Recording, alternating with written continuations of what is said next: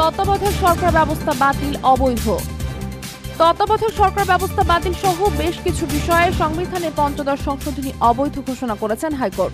মঙ্গলবার দুপুরে পৌনে 12টার দিকে বিচারপতি ফারাহ মাহবুব ও বিচারপতি দেবাশিস রায় চৌধুরীর হাইকোর্ট বেঞ্চ এ রায় ঘোষণা করেন। এর আগে মঙ্গলবার বেলা পৌনে 11টার দিকে এ রায় পড়া শুরু হয়। তার আগে গত 5 ডিসেম্বর রুলের উপর শুনানি শেষে আজ রায় ঘোষণার দিন ধার্য করা হয়। আদালতে এই রিট আবেদনের উপর রাষ্ট্রপক্ষের রুলের শুনানিতে আজ অংশ নেন attorney general Mohammad Asaduzzaman, deputy attorney general Mohammad Asaduddin. সংবিধানের পঞ্চদশ সংশোধনী বাতিলের বিষয়ে রিটকারী সুজনের বদিউল আলমের পক্ষে শুনানি করেন জ্যেষ্ঠ আইনজীবী শরীফ ভূঁইয়া।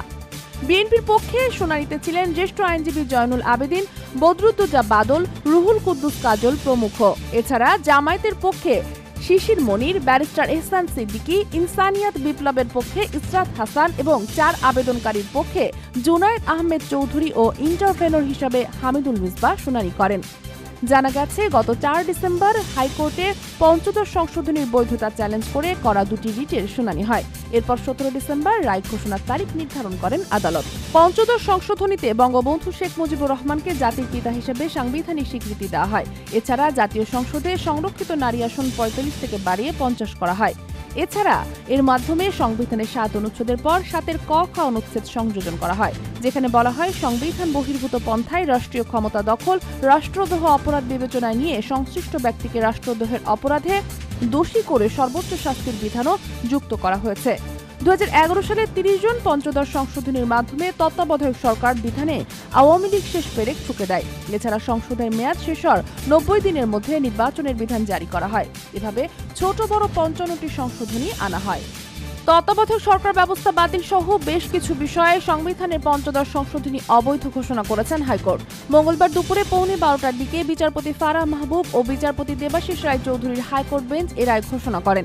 এর আগে মঙ্গলবার বেলা পৌনে 11টার দিকে এ রায় পড়া শুরু হয়। তার আগে গত 5 ডিসেম্বর রুলের উপর শুনানি শেষে আজ রায় ঘোষণার দিন ধার্য করা হয়। আদালতে এই রিট আবেদনের উপর রাষ্ট্রপক্ষের রুলের শুনানিতে আজ অংশ নেন attorney general Mohammad Asaduzzaman, deputy attorney general Mohammad Asaduddin. সংবিধানের পঞ্চদশ সংশোধনী বাতিলের বিষয়ে রিটকারী সুজনের বদিউল আলমের পক্ষে শুনানি করেন জ্যেষ্ঠ আইনজীবী শরীফ ভূঁইয়া।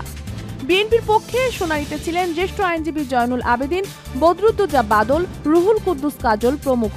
এছাড়া জামায়াতের পক্ষে শিশির মনির, ব্যারিস্টার এহসান সিদ্দিকী, ইনসানিয়াত বিপ্লবের পক্ষে ইসরাত হাসান এবং 4 আবেদনকারীর পক্ষে জুনায়েদ আহমেদ চৌধুরী ও ইন্টারভেনর হিসাবে হামিদুল মিসবাহ শুনানি করেন।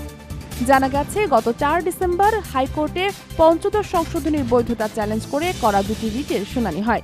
এরপর 17 ডিসেম্বর রায় ঘোষণার তারিখ নির্ধারণ করেন আদালত। পঞ্চদশ সংশোধনীতে বঙ্গবন্ধু শেখ মুজিবুর রহমানকে জাতির পিতা হিসেবে সাংবিধানিক স্বীকৃতি দেওয়া হয়। এছাড়া জাতীয় সংসদে সংরক্ষিত নারী আসন 45 থেকে বাড়িয়ে 50 করা হয়।